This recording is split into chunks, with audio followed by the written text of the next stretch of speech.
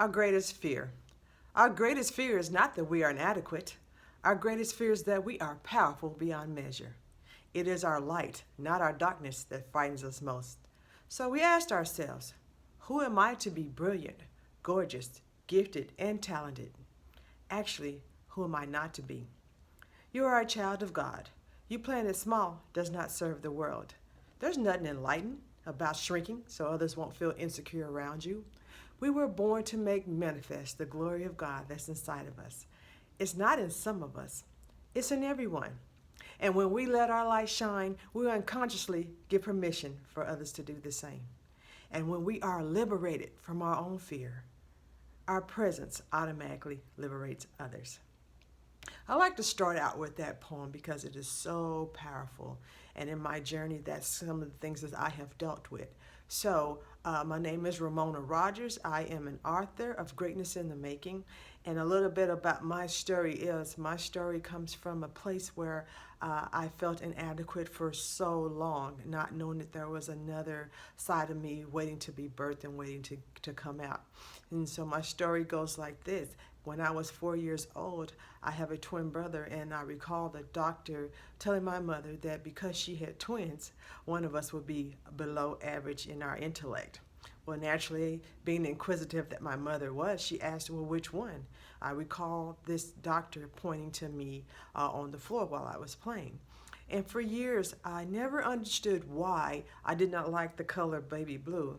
And as I've learned over the years, that was the color of the walls that this doctor basically gave me a death sentence at.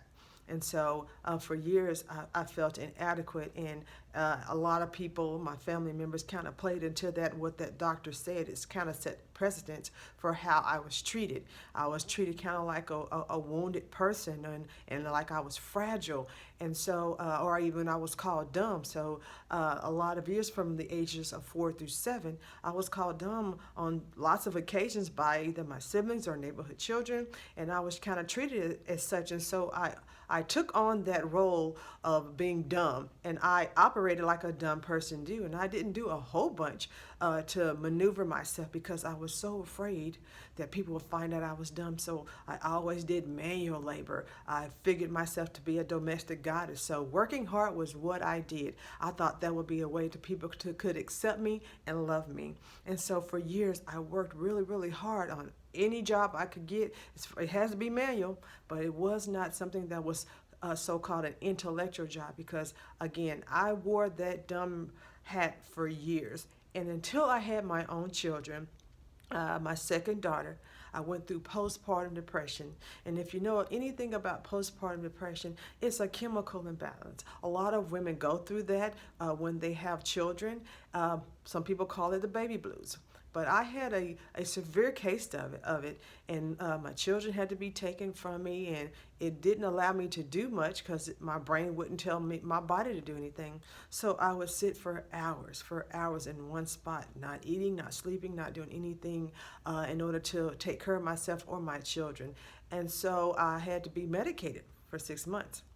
And during that time, family members and people had to come to basically my rescue to assist me with the children, to assist me. I had my own business at the time, to assist me with things that need to be done for my business.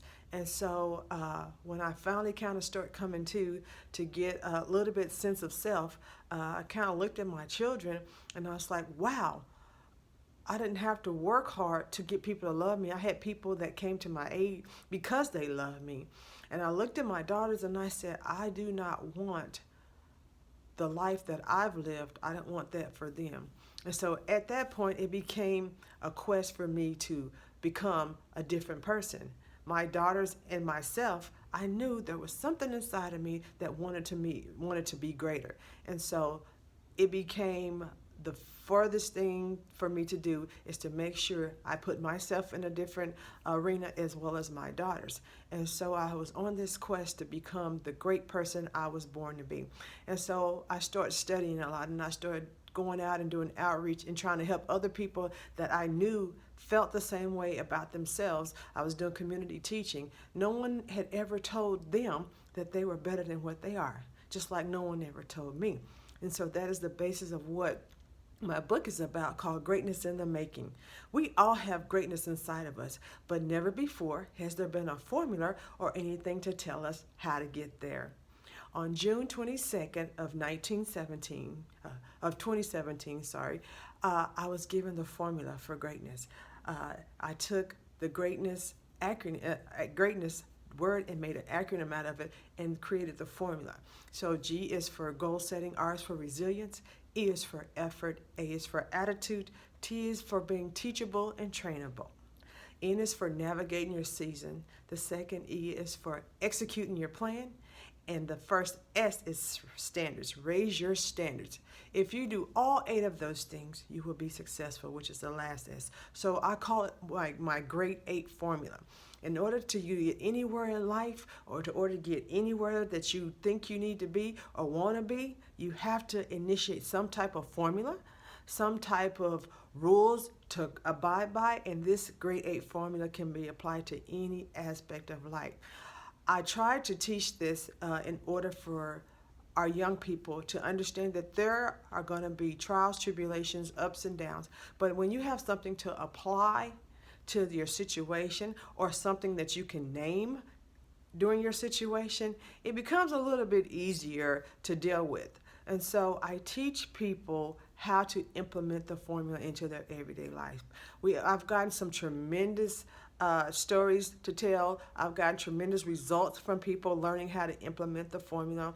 And I want to change the trajectory of life for so many people. We just don't have the tools that we need in order to get to where we need to. And so this is my quest that Greatness in the Making becomes a household name, and that people are able to use this formula to get out of life what they want. There's so much in life that people could go after, but they just don't know how. I was one of those people. And so I want this to be a life-changing, a game-changing situation for people in order to just to be able to live and become a different person. Always become the best version of yourself, but without some tools in place, that's not going to happen. So I encourage everyone to seek out those things that can help them become who they are born to be. And that is my call to fame, or my call in life, and my purpose in life is to help others become the best version of themselves.